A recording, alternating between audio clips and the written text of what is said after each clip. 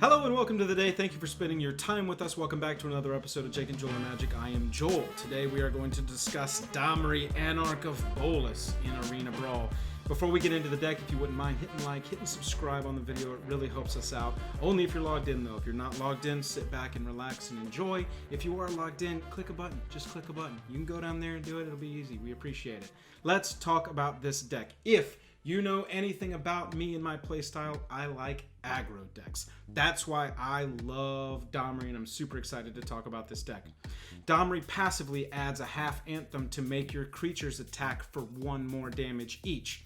Love that. He also adds a mana to your mana pool by adding a loyalty counter to him, and makes it so that your creatures can't be countered. Huge against control decks. Love that. Now, his -2 ability, though, is my favorite mode on him. He comes in, he presents half an anthem passively, and if you take him down 2, he's a removal spell. So how we're going to build the deck is present early threats, keep their side of the board clear, and punch, punch, punch, punch, punch. That's what Domri likes to do, and that's what I like to do. Let's take a look. We got Fervent Champion at the 1-drop slot. Fantastic creature, first strikey, haste, plus you can attach an Embercleave to him for free. Love it. Grim Initiate, first striking 1/1, that replaces itself if it dies. I love that. We want threats on the battlefield. This creature leaves one. 10th Street Dodger, can't be blocked. Attach an Embercleave to him late game. Booyah. Done and done. Arboreal Grazer. Our Arboreal Grazer is kind of a womp in this deck. It does, however, let us ramp a little bit if we need to. This creature, I think, if you have some awesome card in red or green at the 1-drop slot that you want to be running, Arboreal Grazer, can be your first cut. Pelt Collector, fantastic aggro creature, grows along with your board and gains trample once it gets 3+1/+1 counters. Shock is a removal spell, and Shock is going to help us keep their side of the board clear so that we can just keep punching in. Manifold Key. Manifold Key is one of Jake's favorite cards in Standard, and I like it a lot in this deck because once the ground is gummed up, if we can get a Grumgully or a Spellbreaker or a Questing Beast onto the battlefield, but they've got a board that can't be pushed through, Manifold Key is going to help us do that. Push through. At our 2 drops, Crater Maker, a bear with versatility, never going to turn it down.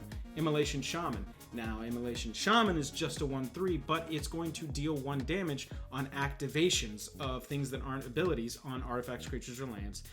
And late game, you can pay 5 mana to give it menace. I like the versatility for a 2-drop.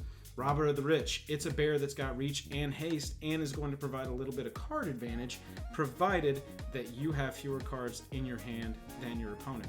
Runaway Steamkin. Runaway Steamkin unlocks a lot of strategies because as it gains counters, you can remove 3 of them, add 3 mana to your mana pool. You can just keep filling up the board as long as you've got a way to keep cards in your hand. Incubation Druid is a mana dork that eventually can turn into an attacking threat. I love the versatility. Crawl Harpooner removes flying creatures, leaves an attacker behind. Zertog Goblin. A lot of times I play Zertog Goblin as a 3/3 for 2, so keep that in mind. I don't very often play it as a hasty 2/2 because at the end of the day, then it's just a 2/2 on the battlefield. We like having it as a 3-drop or as a 3 attack power so that Domri's ability to fight can kill 2 butts, and it is a 4 with the little anthem on the battlefield.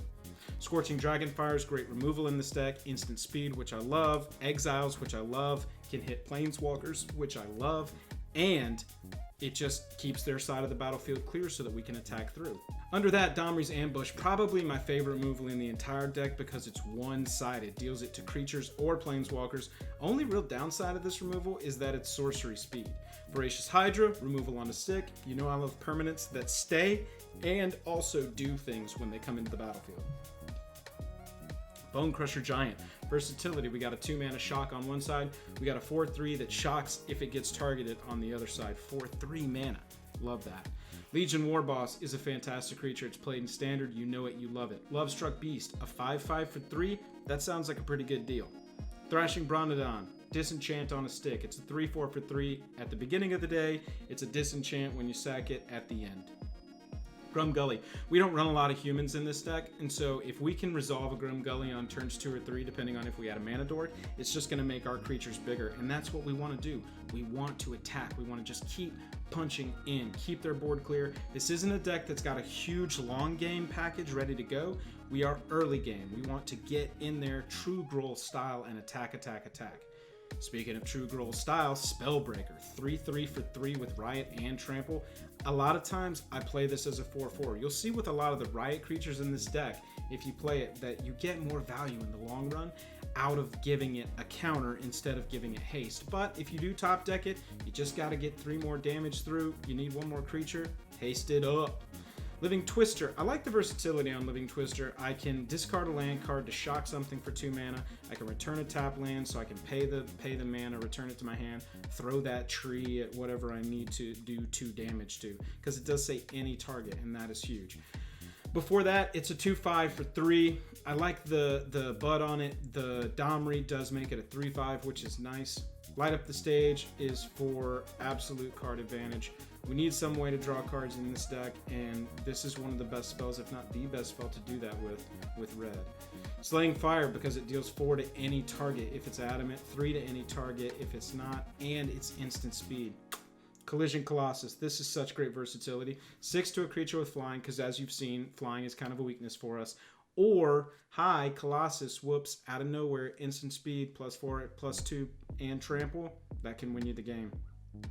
Occam Adversary, because a lot of people are playing green. Green is very strong in Brawl. Oko is very strong, period. And so the likelihood of a green permanent being on the battlefield means that this is probably a 2-drop a lot of the times. Plus, it's a removal, or if they don't want to block it, it's card advantage. Questing Beast, because how many words can you fit onto a 4-mana card? I think we've seen what the answer is with Questing Beast. Shifting Ceratops gets us around blue, can't be countered, and it can gain reach, trample, or haste for 1 mana. Experimental Frenzy, if we do go long, Experimental Frenzy is one of the main cards that you want to see, because this card can get you out of a jam and can help you go ahead and get over the top and take that victory home. Skargan Hellkite, it gives us some threats in the air. It gives us a little bit of damage if it does come in with a +1/+1 counter. Again, this is one with the Riot ability. I play it with a counter on it. Very rarely haste, but if you need it in a pinch, haste it up. Nissa, I think I've talked about this in every Brawl deck tech that has had green in it. Run Nissa. Nissa's very good. Nissa is very good. Ravager Worm, versatility. 6 mana, 5/6. Play it with the counter, unless you absolutely need the haste. Enters the battlefield, it can fight something, or it can destroy a pesky land. Embercleave. Embercleave is how you win. This card can absolutely win you the game. If you've got 4 creatures swinging in, it's 2 mana. It gives something double strike. It's flash, so it gives whatever's not blocked double strike. Run Embercleave. Great Hinge. Now, Great Hinge is kind of interesting for me. I haven't loved Great Hinge in this deck. It seems awesome. It's still in the deck, as you can see. I haven't hated it, but I haven't loved it. I think that if we find a better threat at the 3 or 4 mana slot, that this could get cut for that. However, the reason that it's still in there is that the games that they do, the opponent removes our board early on, and kind of just keeps us at bay, This is a card that can help us in the long game, just like Experimental Frenzy. Let's look at some gameplay of Domri. We really like our opening hand here. It's got 3 mana with the command tower. We wake up with Grum Gully in our opening hand, and that's just going to be dope. All of our creatures are going to come down with a +1/+1 counter, as long as they're not a human. We've got Domri over there in the command zone. Domri, like I said, acts as mana boost, acts as creature, an anthem with the +1/+0 to all of our creatures, and most importantly, it acts as a removal that can drop on turn 3 while antheming our creatures. We really like that because this deck is built to go quickly. We want to try and get a creature on the board turn 1. We want to try and get a creature on the board turn 2, turn 3. When they have a creature, our opponent, on their side that will stop us from attacking, that's when we play Domri, use the fight ability, and remove that creature. Turn 3, we decide to go Gully here because there's still no threats on the battlefield. Our opponent's getting a little mana screwed out of the gate. Charming Prince comes down, not a threat. They're going to scry here. They're going to try and find land. That's all that they're after this early, and so they're focused on that. We can focus on building our board. We check Bag of Holding because we do have the Thrashing Bronodon. We want to make sure that all of the value they're accruing with that Bag of Holding, we're going to be able to remove it. We have Rugged Highlands. We can play it tapped now, and we can play Spellbreaker because, again, we're not threatened by the Charming Prince. Both of our creatures, including Gully, who we normally wouldn't swing with because we don't want to put him in harm's way, can swing freely. They take it. We're happy with this. We can pass. They find a land. Good for them. They go ahead and play a creature here for the 3 mana. We're not super threatened by their board at this point. The 2/2s, nothing. We can get rid of it if we want to. We've got Shock, we've got Bone Crusher. They play a Bounty Agent. Now, the Bounty Agent can prove to be a little bit of a thorn in our side, removing Gully. However, we've got the Domri, and we've got a 4/4. So, at that point, we do what we like to do with Domri. Drop it, it's an Anthem, removal spell on a stick. Domri resolves. We use the Spellbreaker to kill the Bounty Agent, and we get ready to swing in again.